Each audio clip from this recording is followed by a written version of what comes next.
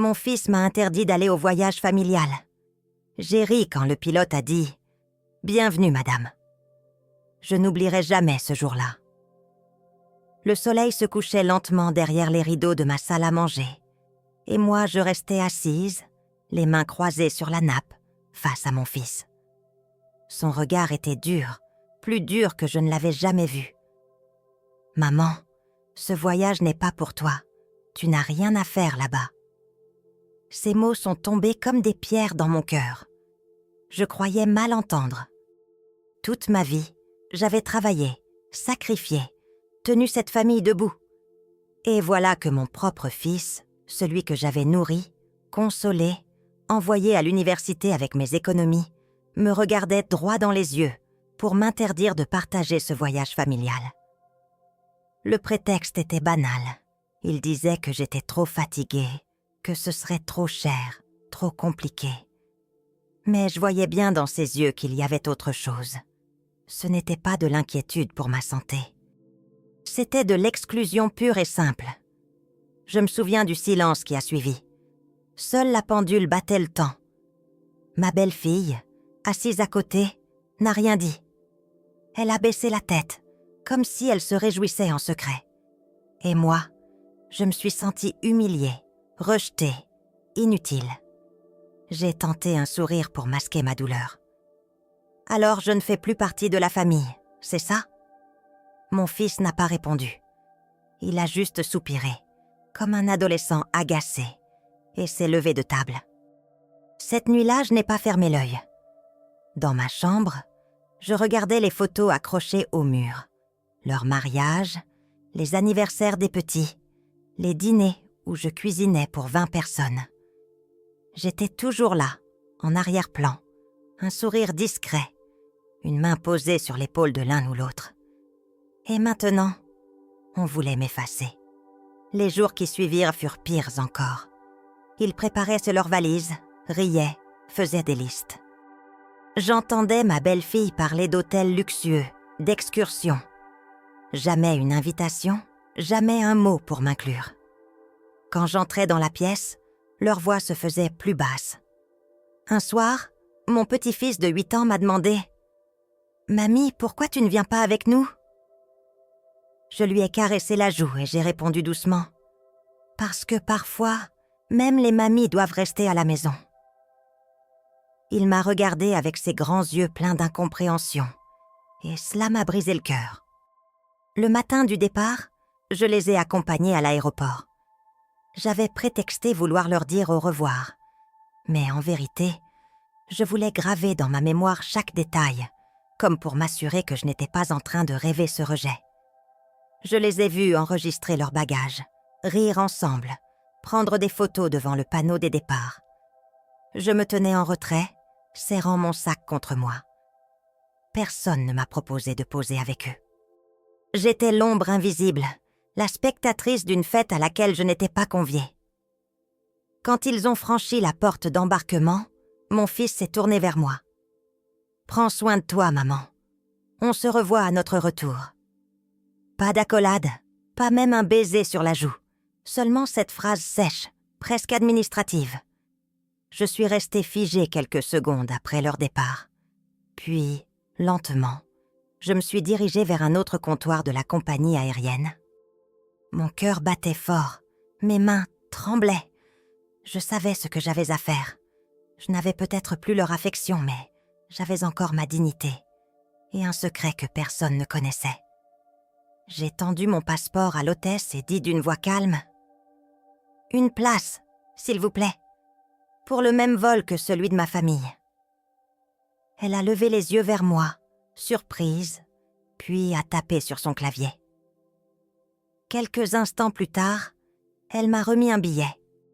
J'ai senti un sourire discret naître sur mes lèvres. Je n'avais rien dit à personne. Mais ce voyage, je le ferai aussi. Et c'est à 10 000 mètres d'altitude que la véritable histoire allait commencer. J'avais gardé le secret jusqu'au bout. Le billet dans mon sac était comme une petite braise chaude que je protégeais de toutes mes forces. J'avançais seule vers la porte d'embarquement, le cœur battant. Je savais qu'à tout instant je pouvais croiser leurs regards, qu'ils pouvaient découvrir ma présence et tenter de m'arrêter. Mais j'avais décidé, je ne serais plus spectatrice. Quand je suis montée à bord de l'avion, j'ai senti une odeur de cuir et de café. Les passagers rangèrent leurs bagages, les enfants s'agitaient. Mon siège se trouvait en avant, bien loin des leurs. Cela m'arrangeait. Je n'avais pas besoin de les voir, pas encore. Je me suis installée, lentement, comme si chaque geste avait du poids. Poser mon sac, lisser ma jupe, attacher ma ceinture. Mes mains tremblaient un peu. J'avais l'impression de commettre un acte de rébellion, moi, la vieille femme toujours si docile. Puis, soudain, un éclat de rire familier a traversé la cabine. Je les ai entendus. Mon fils, ma belle-fille, mes petits-enfants. Ils s'installaient quelques rangées, plus loin, sans imaginer une seconde que j'étais là, cachée à quelques pas. J'ai fermé les yeux un instant. Une part de moi voulait se lever, leur dire « Vous voyez, je suis là ». Mais une autre part, plus forte, m'a retenue. « Non, pas maintenant, pas ainsi ». L'avion a roulé lentement sur la piste et je sentais déjà la tension dans ma poitrine. C'était comme si tout mon passé, toutes mes humiliations silencieuses se composaient dans ce moment suspendu. J'avais été mise à l'écart tant de fois. Mais aujourd'hui, j'étais assise dans ce même avion qu'eux. Au décollage, mes doigts se sont crispés sur les accoudoirs. Les moteurs grondaient, les lumières vibraient. J'ai senti mes oreilles se boucher, mon cœur battre fort. Quand enfin nous avons traversé les nuages et trouvé le ciel clair, j'ai inspiré profondément. J'étais là, à 10 000 mètres au-dessus du sol, et personne ne pouvait m'en chasser. Le service a commencé. Une hôtesse souriante m'a demandé « Souhaitez-vous un café, madame ?» J'ai accepté. Le goût amer sur ma langue avait la saveur d'une victoire intime. Pendant ce temps, je les entendais derrière, discuter, plaisanter. Ils parlaient de plage, d'hôtel, de visites. J'ai entendu mon prénom glisser entre deux phrases. Heureusement qu'elle n'est pas venue, ça aurait compliqué les choses, a soufflé ma belle-fille. Mon fils a répondu par un silence qui en disait long. J'ai senti mes yeux se mouiller. Je ne voulais pas pleurer devant des inconnus. Alors j'ai tourné la tête vers le hublot. Le ciel s'étendait à perte de vue, immense, indifférent à ma peine. À ce moment-là, le commandant de bord a pris la parole au micro. Sa voix grave résonnait dans la cabine. Il annonçait la durée du vol, la météo à l'arrivée. Puis, contre toute attente, il a ajouté « Nous souhaitons également la bienvenue à bord, à Madame Monnon, que nous avons l'honneur d'accueillir aujourd'hui. » Je suis restée figée. Un murmure a parcouru la cabine. Mon fils s'est redressé aussitôt. Je l'ai vu tourner la tête dans ma direction. Ses yeux se sont écarquillés quand il m'a reconnue. « Maman ?» a-t-il lâché, assez fort pour que plusieurs passagers se retournent. Ma belle-fille a pâli. Les enfants, eux, se sont mis à agiter les bras. « Mamie! Mamie est là !» criait-il, excité, sans comprendre la tension. Je ne savais plus où poser mes yeux. Le pilote venait, sans le savoir, d'exposer ma présence à toute la cabine. Moi qui voulais rester discrète, j'étais désormais au centre. Mon fils s'est levé, a marché jusqu'à mon siège. Ses pas lourds résonnaient dans l'allée. Il s'est penché vers moi, furieux, mais contenu par le regard des passagers. « Qu'est-ce que tu fais ici ?» a-t-il murmuré entre ses dents. Je l'ai regardé droit dans les yeux. « Je fais ce que toute mère devrait faire. Je reste avec ma famille. » Il a serré la mâchoire. Ses joues se sont tendues. Je voyais bien qu'il brûlait de colère, mais qu'il n'osait pas éclater devant tout le monde. Autour de nous, plusieurs voyageurs observaient la scène, intrigués. Je me suis radossée à mon siège, avec une lenteur volontaire, presque théâtrale. « Assieds-toi » ai-je ajouté calmement. Le voyage ne fait que commencer. Son visage s'est empourpré. Il est resté figé quelques secondes. Puis, il est reparti à sa place, les épaules raides. Le silence, derrière moi, était lourd. J'entendais les chuchotements de ma belle-fille, l'agitation de mes petits-enfants. Et moi, je sirotais mon café, comme si de rien n'était. Mais au fond de moi, je savais que cette confrontation n'était qu'un début. Ce qui allait se passer à l'atterrissage changerait tout. Le reste du vol se déroula dans une tension palpable. Chaque fois que je croisais le regard de mon fils, il détournait les yeux avec une dureté que je n'avais jamais connue chez lui. Ma belle-fille, elle, ne disait rien. Mais je la voyais, raide dans son siège, murmurant sans cesse, incapable d'accepter que j'ai osé franchir cette barrière qu'ils avaient dressée. Moi, je restais droite, les mains posées l'une sur l'autre, un calme fin sur mon visage. Mais à l'intérieur, je tremblais. J'attendais le bon moment. À l'atterrissage, la lumière dorée du soleil traversait les hublots. Nous étions arrivés. La cabine se remplit de bruit de ceintures débouclées, de bagages tirés des compartiments. Mes petits-enfants vinrent se précipiter vers moi. « Mamie, tu viens avec nous ?» Leur joie m'a transpercée. Je les ai serrés fort contre moi. « Bien sûr, mes chéris. » Mon fils voulut les rappeler, mais c'était trop tard. Tous les passagers autour observaient la scène. Et moi, j'avais décidé que le moment était venu de parler. Je me suis levée, calmement, et j'ai demandé l'attention de l'hôtesse. Ma voix était ferme, posée. « Pardonnez-moi, j'aimerais dire quelques mots. » Un silence étonné s'est installé. Certains souriaient, d'autres se demandaient ce qui allait se passer. J'ai regardé mon fils droit dans les yeux, puis je me suis tournée vers l'ensemble des passagers. « Vous voyez cet homme là-bas, mon fils ?» ai-je commencé, ma voix légèrement tremblante mais assurée. C'est lui qui m'a interdit de venir à ce voyage. Ma propre famille voulait m'exclure. Mais je suis ici aujourd'hui parce que j'ai quelque chose à dire.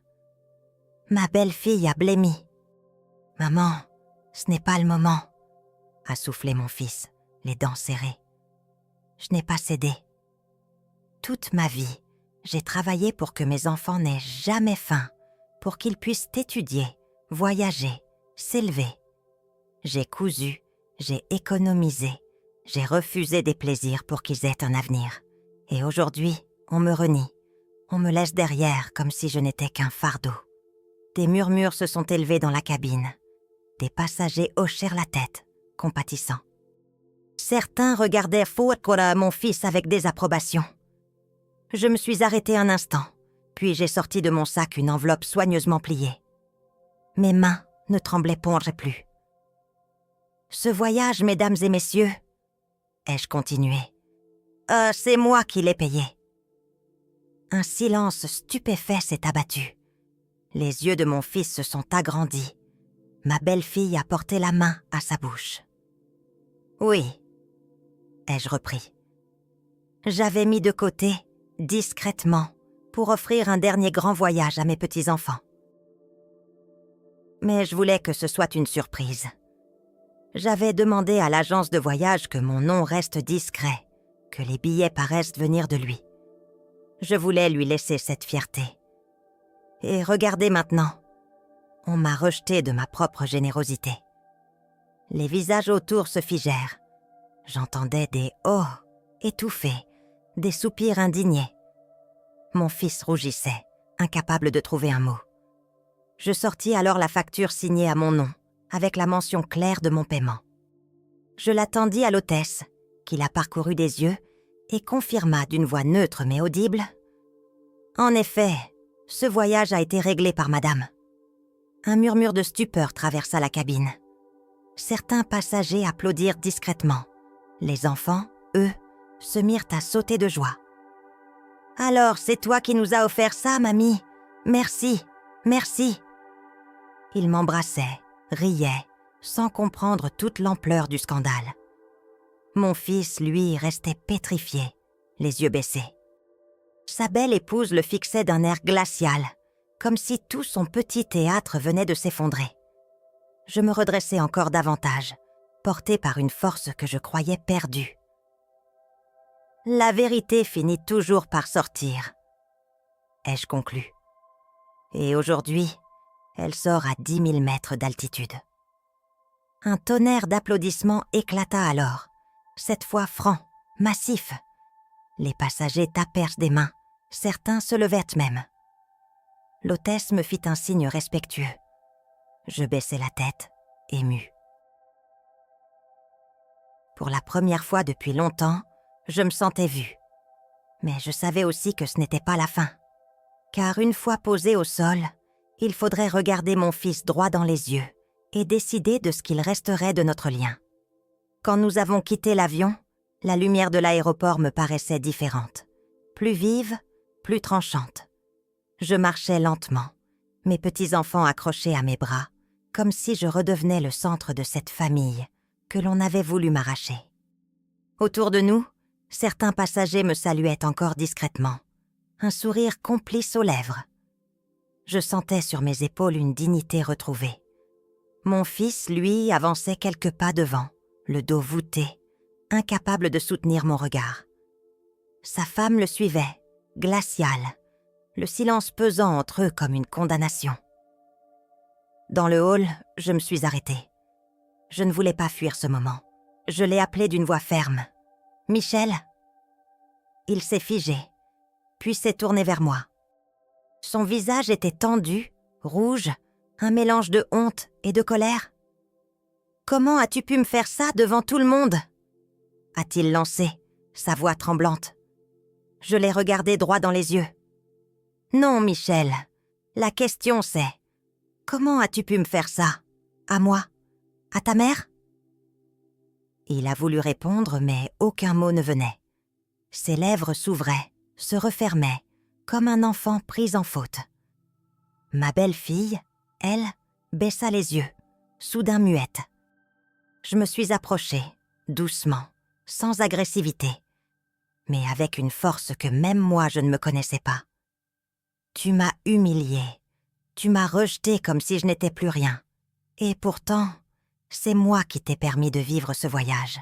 Pas pour moi, pas pour toi, mais pour tes enfants, pour qu'ils aient des souvenirs heureux. Je vis ses yeux briller malgré lui. Il lutta contre les larmes, mais je savais que mes mots atteignaient enfin son cœur. Les enfants, eux, ne comprenaient pas la gravité de la scène. Mon petit-fils s'est tourné vers lui, innocemment. « Papa, pourquoi tu voulais que mamie reste à la maison ?» Cette question, simple, a brisé le reste de son orgueil. Mon fils a fermé les yeux, pris d'un souffle lourd, puis, enfin, il a murmuré. J'ai eu tort. Il s'est approché de moi, maladroitement, et a pris ma main. C'était la première fois depuis des années qu'il posait ce geste sans réserve. Pardonne-moi, maman. Je suis restée immobile quelques secondes, laissant le poids de sa demande résonner en moi. Puis j'ai serré ses doigts dans les miens. Je te pardonne, ai-je dit doucement. Mais souviens-toi de ceci. Une mère n'est pas éternelle. Ne gaspille pas le temps qu'il nous reste. Il a hoché la tête, incapable de parler davantage. Ma belle-fille s'est approchée à son tour. Ses yeux étaient humides, son visage moins dur. Je ne voulais pas que ça se passe ainsi, a-t-elle murmuré. Je l'ai regardé longuement. Je ne savais pas si ces mots étaient sincères ou dictés par la honte. Mais pour l'instant, je ne voulais pas prolonger le conflit. Alors, je me suis penchée vers mes petits-enfants. Allons découvrir ce pays, mes chéris. Ce voyage est pour vous. Ils ont sauté de joie et nous avons marché ensemble vers la sortie. Je sentais dans mon dos le regard lourd de mon fils, mais à mes côtés la légèreté de mes petits-enfants. Et c'est cela qui comptait. Durant les jours qui suivirent, nous avons visité des plages, des marchés, des monuments. Les enfants riaient, couraient, remplissaient leurs poches de coquillages et leurs yeux de souvenirs. Chaque soir, ils venaient m'attraper à ma porte d'hôtel pour me dire « bonne nuit ». Et je sentais que j'avais gagné quelque chose de plus précieux que tout l'argent du monde, leur amour indestructible. Mon fils, lui, demeurait en retrait. Il parlait peu, mais je voyais dans ses gestes une timidité nouvelle. Il m'observait parfois avec un mélange de regret et de tendresse maladroite, comme s'il cherchait à réapprendre à être mon fils. Le dernier soir, il est venu frapper doucement à ma porte.